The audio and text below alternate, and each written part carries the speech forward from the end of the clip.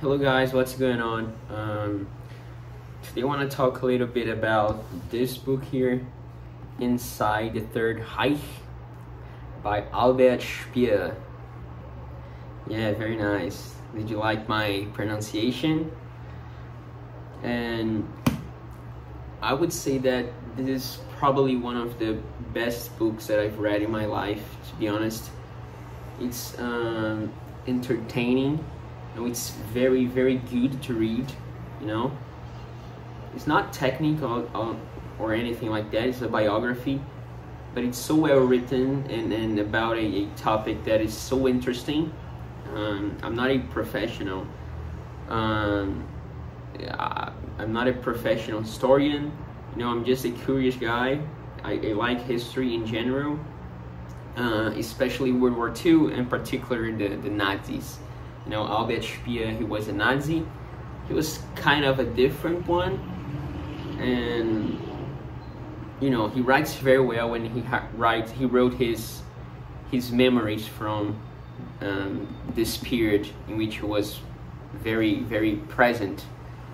One of the most important employees, persons of the Third Reich.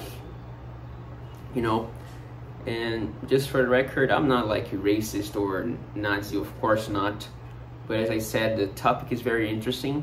Not only because how grotesque the whole thing was, but also because like the way the Nazis were portrayed on media, you know, and all the image that they would transmit to the world. You know, everything was built to impress people. You know, and this guy was part of that too. You know, just this little disclaimer. So this is not gonna be like a technical review. It just want to talk a little bit about this book, what I think, and some important points. So Albert Speer, he was the chief architect for the Third Reich since, I mean, actually from 1933, I think, or you know, 34, 45, something like that, right in the beginning. I think it was 33, yeah. All the way to 1942, because that was when he became the Ministry of Armaments, you know, Ministry of Armaments. And then in 43 or 44, don't remember exactly, Ministry of Armaments and Ammunition. So he was one of the most important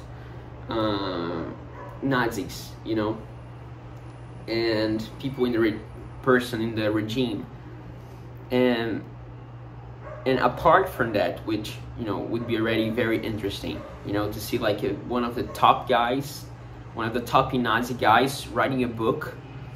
The other nice thing about him, curious thing, interesting thing, and which is like I would say 70% of this book, is that he was very close to Hitler. Very, very close to Hitler, like around like the top Nazis, I would say, like the most important people in the regime. He was like top two or top three, you know, most. He was like personally close to Hitler. You know, apart from his secretaries and you know people who would cook for Hitler or the photographer. You know, he was very close to him, and he, you know, tells this story, you know, because when he wrote this book, he was in jail, you know, because of Nuremberg, and so like maybe a quarter of his life he spent with Hitler, and the Third Reich was 12 years. Yeah, 12 years. So yeah, he became the chief architect in 1933. Yeah, because he spent 12 years on the Reich. The whole duration of the regime. And you know, the interesting thing, the most interesting thing I would say about this book is that he writes so well. His writing is so interesting, so good, it's so smooth, it's so easy to read. You know, it's not a technical book. He says a lot of technical things about the war, and just for the record, it's important to have read other technical books, more technical books, like books of the science of history, the science of history behind the Third Reich, before reading this one, you know, because you know, there are some numbers and statistics that were, let's say, a bit more better understood after, you know, throughout the time. So it's better to have this in mind, in order not to be like scammed or understand things wrong, or, you know, being able to form a more concrete, solid opinion that has more to do with the truth of the facts. That's just a warning. But, you know, he writes so well, and it's so nice to read, you know, the way he writes. That's how I would put it.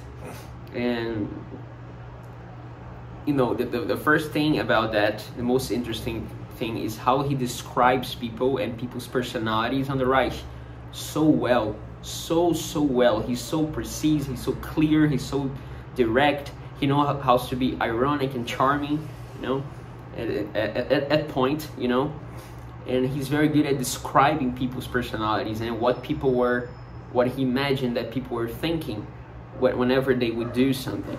So he's very good at it. I've read some psychology papers and all that, you know, and, you know, these papers that I read about psychology and books, you know, and then YouTube videos, they are not clear and direct and precise as this guy is. Of course, he lived with them, so it's easier. But I think it's more about it has much more to do with his ability to express himself, you know, rather than, you know, being close to them. That's at least what I think. And I really identified myself with that, the way he described people and people personalities. That was very interesting. About, you know, a lot of guys from the Reich, a lot of guys, not only like the top ones, but some of them that are not that known, like generals and chief of staff and all that, and secretaries and Gauleiters, you know. This was very interesting, very interesting to see, you know, this description so close to the, I wouldn't say to the truth, because I didn't know these people, but you could like easily picture in your mind the person and relating to someone that you know, in terms of personality, I'm saying. And the second thing is that he's brutally honest about his responsibility, about the things he was doing and why he was doing that. There is a moment in which he says that there was a moment in which he was sick, and Goebbels and Bormann, Goebbels the Minister of Propaganda, and Bormann was the party secretary, the highest secretary of the party, and he was very close to Hitler too, one of the most close person to Hitler. And they try to kick him out because he was very, very big in the government and in the media and in the not that much with the party, but in the government and with Hitler. And he said that, of course, he felt for his family, he felt for the people that he loved and all that, and for the situation, of course. But he said, he also felt that he would be never able to give orders again, or being able to control things, or being able to be in control of huge things and all that. He says that in this book. I like that. I wanted to succeed. I wanted to achieve the highest rankings possible. He's so honest. And on the top of everything, something very interesting. I've never heard of that. In other, I mean, some books talks about that, but he gives the most importance to this fact. And of course, he may be trying to take his responsibility out in that sense, or trying to justify or find a plausible justification. Of course, it can be that. So that's why it's important for you to have read other books about the subject. But I think I tend to agree with the things that I've read and the decisions that the government took back in this day, which is everything was so centered about Hitler's personality.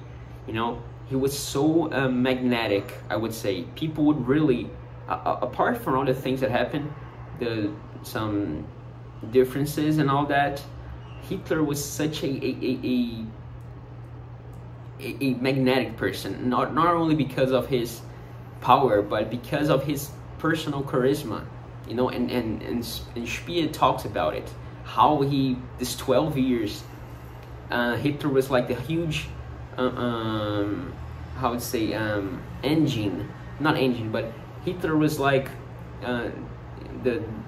Hitler's personality, Hitler's approval. It was what moved him, and he saw that not only him but a lot of people too. His influence in people at this personal level, at this sentimental level, was extremely big, was insane. That's what Speer said, and what he observed from other people too. That's why the Third Reich lasts so long and the war lasts so long, because of Hitler's influence, pure and simple. Even when some of his orders were not being like obeyed anymore, even at that moment. And so that's another very interesting thing that he says.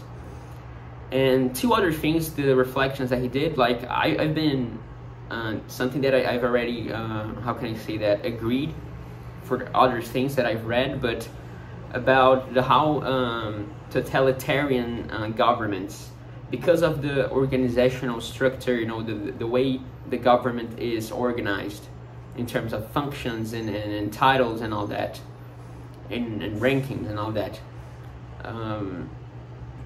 how it's easy, and it provides a environment where immorality, lies, betrayals can flourish. You know, what he's saying is that the environment of I'm sorry, not the environment, like the structure of the regime, it would make people much more evil and do evil things, you know.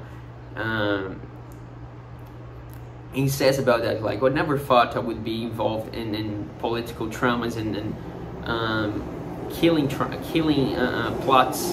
You know, he tried to assassinate Hitler, and you know, all these things. Like, he talks about that the Third Reich was all about lying and betrayal and loyalty, some degree, to Hitler, but all in all, like, and below Hitler, it was all about lies and betrayal and killing and scamming each other, and people scamming each other to, you know, achieve high rankings and get Hitler's approval. You know, again, coming back to Hitler as like one of the main goals of the Nazis, of the, like, everyone that was being part of this regime. So the structure is very important to not modeling, because, yeah, I would say modeling, yeah, to model people's character and morals and actions. That's what he says here. That's very interesting. It's a reflection for us, actually. And the other one is how he talks about how technology makes easier, and I've read some things about it too, like back in the day,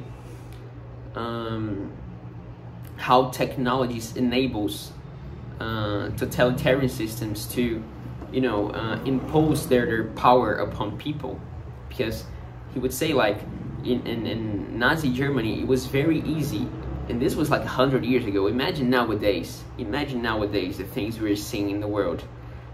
Back in the day, he said, it was so easy for Hitler to emit an order. You know, it was very easy because of technology. And, you know, all the jet fighters and panzers and tanks and rockets, all these new weapons, they had like a destructive capacity insanely big.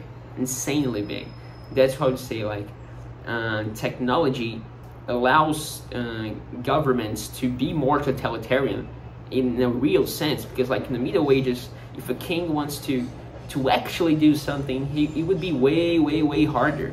You know, in fact, you know, it would be de facto way harder than for, you know, any low-ranking bureaucrat nowadays. You know, he can literally, like, freeze an account, a bank account. You know, he can, like, give a phone call. He can, you know, spread false information bureaucrats can do that, police can do that, anyone can easily do that. So it's very interesting, especially when we compare like the most, you know, cruel regimes, governments in the history of the world, you know, the empires and the kingdoms in Middle Ages, and these democracies, or not democracy, yeah, kind of democracy, because the Nazis thought they were Democrats, but anyways, and the new republics and democracies of the 20th and the 21st centuries, you know, do you really think that the government from like the last 100 years, that they're weaker? You know, that we as people, do we really think that we have more power, more influence, like de facto, I would say? I really don't know about it. And you know, he puts that, I have already read about it too, but you know, to see this guy talks about it like 100 years ago, because he was part of that, it was very interesting, you know, to actually see him talking about it. That was interesting, even if that I already knew it, you know. Anyways, very interesting book, very interesting. It's worth reading, very easy to read, and it's like you wouldn't want to stop reading this book, because it's such a magnetic book. And you know, that was it. Feel free to, you know, put your comment, your opinion on the comment section, and that's it. Bye bye, guys.